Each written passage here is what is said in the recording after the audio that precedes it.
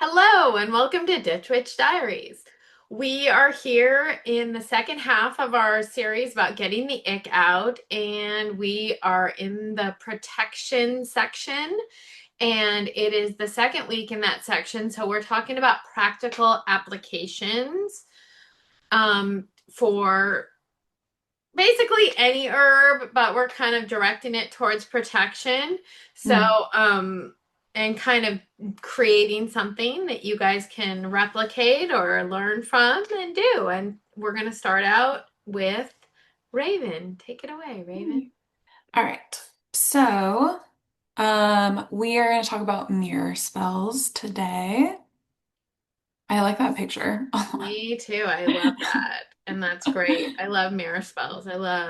I know. They're so good. I know. And I go off on like a couple tangents in this, but that's okay. So, just as like a reminder that I always suggest putting your own like twist on things. I feel like putting like your own words or your own items into your workings make it much more powerful and like tied to you. And so using things that you like, you're called to, you're familiar with, that you want to explore, just like using things for a specific for your own personal reason. So I gave a list of just like a really short list of protection herbs. Oh, there's a couple double commas in there, but that's okay. That's Um, so some protection herbs, there's some like baneful herbs, but then also things like cayenne, which I love for protection, cinnamon, things like that. I did also want to quickly just talk about different types of salts. Like I'm not going to go into them, but there's a lot of different types of salts, right? A lot of people I think are familiar with like sea salt and then regular like iodized salt. But there's all kinds of salt. I mean, my favorite are Celtic and Cypress. I love like the little pyramids on the cypress flakes. I know. Those are Um, great. I've never like had or worked with or anything with Hawaiian red. Have you? You know who likes that is our other little friend. Ah, nice. She Yeah, likes Hawaiian Red. She has a nice. background in Hawaiian That's pretty things. cool. So, yeah. Mm. And then Epsom, obviously, and then homemade gray. I don't think that we talked about this previously, but I think you and I had mentioned that at some point we might, but like making your own black salt. I called mine gray because it never turns out black, but uh, it's mostly just like incense ash and like leftover resin and things like that. Uh-huh. Pretty cool. And then also just some like non-herbal miscellaneous stuff. Hmm. Oh, that's supposed to say plant, not a lant. Oh, There you go. Plant things. So for protection, broken glass is always good. I like working with broken glass. Anything with stingers like bees, wasps, other things. And I said, already found dead. Um, And then like abandoned spider webs, plant thorns like blackberry thorns I really like, cactus mhm. needles, stones, rusty old nails, and then potentially red brick dust. Are you talking about brick dust at all in yours? No, I'm not. Okay, so I gave just like a quick thing of, well, I try to make it quick, but it's a couple slides on brick dust. Okay, But perfect. so yeah, let's talk about red brick. So there's a lot of like I don't know types of practitioners that use red bricks, but it's often like I think I would say it's probably most in like hoodoo, I guess, hoodoo and voodoo maybe. But Yeah. so ancient bricks are, or they were typically made from like local surface clays or what they call brick earth. And so this usually has like organic inclusions, right? Because it's taken directly from the earth. It's a clay that you work with, taken from the earth.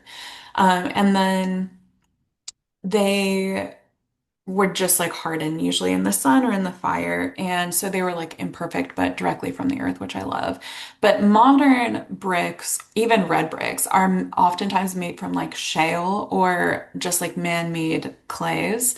And a lot of times there's like blend materials added and like man-made iron oxide, which is what gives it the red color, and then like other things in it. So that's a big difference between like older and newer bricks. And then older bricks are much more like porous, and so they're easier to powder, and the powder feels different. Okay. And also because of this, the older bricks are they can like hold things better. So oils, incense, like resins, water, any type of like liquid, they're gonna hold it better because it's clay, versus the other ones where it kind of can just turn like pasty. Okay.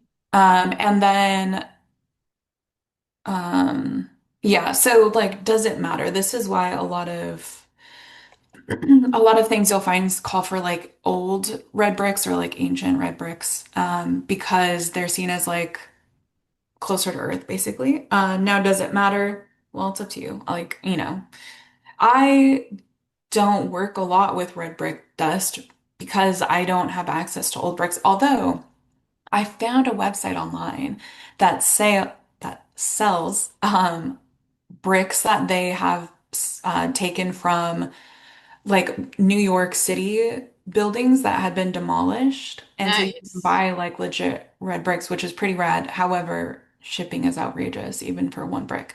So I don't use it a lot. When I have used it, though, I do make sure that it's like an older red brick, but doesn't matter. It's up to you, really, as everything is. But I think that that's cool to think about. It is. I So love that. yes. So then let's talk really quickly about mirrors. So just two quick like facts. You might actually be familiar with this since you are an anthro person. But the first objects that were considered mirrors were polished obsidian pieces from basically like what they call Neolithic Turkey, which was around 7,000 BCE. And these are seen to be like the oldest mirrors. They seem to have been like purposefully polished.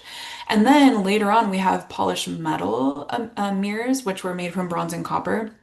And they showed up in like Mesopotamia and Egypt by the third millennium. And here's a picture of one that I thought was pretty cool. This one I is from love that. England. Wow. That's Yeah. amazing. So like very shiny. Now, obviously most mirrors now are glass backed mirrors, right? But mirrors have been used for a long time. And then even before that, we could talk about like natural reflective surfaces like water Water. that could have been Yeah. used as yeah, as a mirror. So then why mirrors? So I always say this wrong. Apotropaic, I think. Apotropic? Apotropaic. Apotropaic. Paic. Yeah, apotropaic. Apotropaic magic, which is basically like turning something away. So, a lot of people who kind of look into this type of magic, even scholars, they found that like reflective surfaces were used, it was believed to deflect the evil eye. Like this has been passed down through cultures, obviously. Um, and then we also have like magic mirrors, which was like a small little mirror used as an amulet to protect against like the evil eye. So we have scholars that have found these artifacts and came up with this idea of like, practicing it in or using it in ways of protection. So then we have things like mirrors to reflect or deflect the evil eye. We have the eye symbols like the Nazar, protective amulets like the Eye of Horus, and then gargoyles on churches. So all of these things are considered reflective magic because you are like reflecting the energy away from you and onto somebody else or back to the person. So mirrors are a great way of doing this type of work. So, So, okay, wait, the best, wait, what are those things called? Something nagigs, and they're Mm, from, what are they? Are they used? They're for reflective magic. What are they called? I don't know. Sheila Nagigs. It's a figure carving of a naked woman displaying exaggerated vulva on Oh, cathedrals and stuff.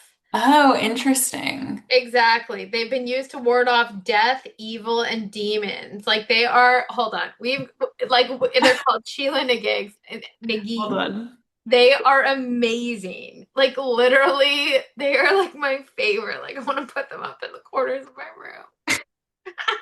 Wait, how do you, Sheila what? Sheela space Uh-huh. NA Uh-huh. space GIG. Mm. Oh, I love it. Isn't it amazing? Interesting. I've never heard of this. Yes. I can't believe you It never says heard of these it. grotesque figures. They are a little grotesque. They're a little like rough. They are like crazy eyed. They've like got like they're like wide eyed, some of them, and like they've got like some of them have spirals for their eyes. Oh, I love But they're this. like opening up their vulva. Like they're like ah! It's like Do you amazing. do you think that it's supposed to represent? I was thinking like a doorway. I mean, I would think so, but I think they're supposed to like I don't know. That's what people it Eh. depends on like I guess who you've Who you ask, maybe. exactly. Mm. I Yeah. love Okay, so it's the exact meaning is debated. A pagan fertility or protective goddess, maybe. that. Mm. So it's protective. A Yeah. Christian warning against lust, a symbol for protection against evil, a feminist icon for female sexuality and body positivity. Many Hmm. believe they're remnants of older pre-Christian beliefs representing a mother goddess or figure associated with life, death, and rebirth. Um, oh, and Hmm. here it is. Apotropaic protective symbol. Just like you said, the image may have been intended to ward off evil spirits, similar to how ancient Greeks believe a woman flashing her genitals could scare off demons. Oh, I didn't know that. Yeah. Huh. Some scholars argue the figures were a Christian way to ward against lust and the sinful nature of the flesh. Would make sense to put that on churches, actually. And then in modern times, Irish feminists have reclaimed the Sheila Nagig as a symbol of female empowerment, sexuality, and body positivity. Hmm. So look up Sheila Nagig. Yeah, it's pretty It's rad. Okay. amazing. I'm glad I thought of that. Oh. Yeah, so I mean it could definitely be like a Apotropaic. yes. It's wild. Apotropaic. Um, so Yeah. then we go on to like types of mirrors. So I said really any reflective surface. Like you could use a small mirror and sprinkle stuff around it, which we'll talk about, a big mirror, a bowl of water, especially in some type of like reflective container, like silver, like I have a silver cup. I will put water in there, but I don't leave it in there for very long because I don't want it to tarnish. A disco ball, credit to Rebecca for that idea. You could use a black mirror if you wanted to, where you like paint the back side of the glass, or like paint the back part of the mirror so that the glass is on it. Those are usually used for divination, but you could potentially, I mean, it's reflective. An imagined mirror, like you can imagine a mirror over you, or a mirror box, which is really best, I would say, for protection against something specific, because then you put that specific thing in the box. But to each their. So then this is like how typically I will kind of do mine. So I set my space, I will carve my candles with my intention. Usually, I could just generally like the word protection or something specific, but I carve most of my candles. I use black candles for this. Although with banishing, I mean, you could, like we discussed with banishing, you could also use white. I like black though. Cleanse your mirror. You could do this with salt. You could do this with water. I always keep like a closet of different types of water. So, um, Of course you do. you could use Of like ocean, course. of course, I have a closet of ocean candles, ones. like and fire devices implemented. Yes. Nobody's surprised. So Nobody. rainwater or ocean water. Ocean water is bad because it already has salt in it. But I like to think of rainwater as like washing things away. So either one. Or you could bury it in the earth overnight if you wanted to, under the full moon if you wanted to. And or you could just like bring some earth inside and then like put it in on a plate or something and then cover your mirror in it. So clean it. You want to grind your herbs and then add your boost. So you can do symbols, you could do runes, you could use herbs that you're interested in, salt that you're interested in, any candles, I mean, anything. I give you a whole list. Powders. Yeah, powder, which we'll talk about next for sure. I gave you like a whole list of other things that you could use. And so, so, um, cleansing your mirror and then things that you grinding your herbs, adding your boost things. Now things to think about is things like the directions of the drop. So I was planning on having a mirror out here, but that didn't work out. But you like have your mirror like this. And you could, if you have a big mirror, you could put stuff like on your mirror, right? If you have a smaller mirror, you could put it around. But think about like the direction that you're dropping it, if that matters to you. Like if you want to do, what is it? Widdershins or what's the other one? G-cell, Juicel, or Yeah, Diacel. geosil. It's spelled Diacel, but it's it's got a weird pronunciation. Yeah. Anyways, clockwise or counterclockwise, if that matters. I usually drop it in a pentacle shape. Oh, that's good. Yeah, and then make sure that you're putting in your intent with every item. This is, I mean, we've talked about intent a million times, but I very, very much believe that your intent matters more than the tools that you use or like the things that you work with. Your intent, in my opinion, like is the magic. The other things I like to say are just like sprinkles on the cupcake. So, like, think about the intention that you want to bring in with every item, right? If you're bringing in thorns, what are the thorns meant to do? If you're bringing in herbs, why are you bringing in those herbs? So, intention matters. I put my intention when I put them in the like my mortar and pestle and when I'm grinding it. And then think about like the placement. So you could put things on the mirror, like I said, around the mirror. You could put things under the mirror, or like on the back of the mirror. So a lot of times I'll get a new like little mirror every time I want to do a mirror protection. I get a new one and it's just like a small one. You can get it from like the dollar store or whatever, but I will write like my wording or what I want to protect against or whatever, I'll write it on the back of the mirror. And then that way it's like, I don't know, like the backbone of the power of the repelling force or something, I guess. I don't know. Or you could put stuff under the mirror too. Like I don't really do this for protection, but I do this for like if I'm wanting to create something, like manifest something, then I'll write it on a piece of paper and then put my mirror on top of it. So if you want to reuse your mirror, that's an option. I usually don't do that for protection, but that could work. Um, yeah. Oh, and then the disco ball I wanted to talk about real quick. So I'll let you talk mostly about it, but I just wanted to say Rebecca had bought us these like little disco ball like ornaments, almost like Perfect little, time of year to yeah, find one if little you want. little tiny ones, and they had just teeny little mirrors all over them. Do you want to talk about that? Sure, I will say, Hold like, on, let me stop sharing my I screen. I think I have need to finish it. my lovely little book Nice.